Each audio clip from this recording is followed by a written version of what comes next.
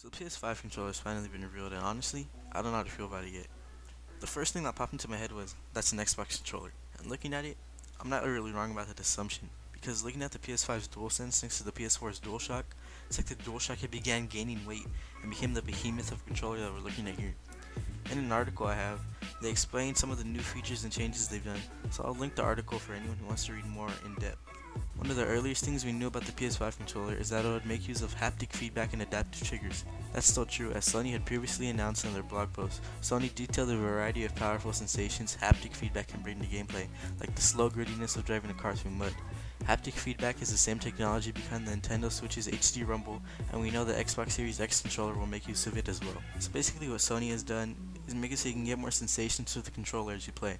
I'm assuming this is where the adaptive triggers come into play, where they will maybe change how hard you need to press down on them or something like that, but they seem like pretty cool features. However, I know a lot of people don't expose vibrations, so I'm not sure how they feel about this feature, but only time will tell, I guess. Now here they talk about a lot of things, so let's go through starting from the top.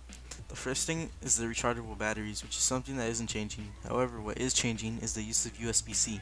Previously, we used micro USB for the DualShock 4, but now the DualSense is implementing the use of USB-C, which strange because it's a lot easier to grab a micro USB from literally anywhere in your house because it's used for a lot of different things. But since USB-C isn't that common around households, it's gonna be hard to replace when you break it. So hopefully it doesn't break that easily. Next feature is the new built-in mic, which you can use to chat with your friends. But Sony recommends you use a headset for longer chat sessions.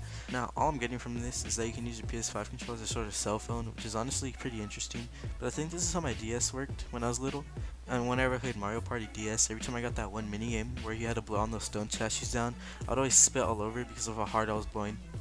Pause. So I'm not sure why this was implemented, probably to do with some interactive gameplay that might be involved in PS5 games later this year. And the last big announcement that they said is the create button. The share button has been replaced with the new create button, though Sony declined to share more details on how the new button is differentiated from the share functionality. It simply says, we're once again pioneering new ways for players to create epic gameplay content to share with the world, or to just enjoy for themselves.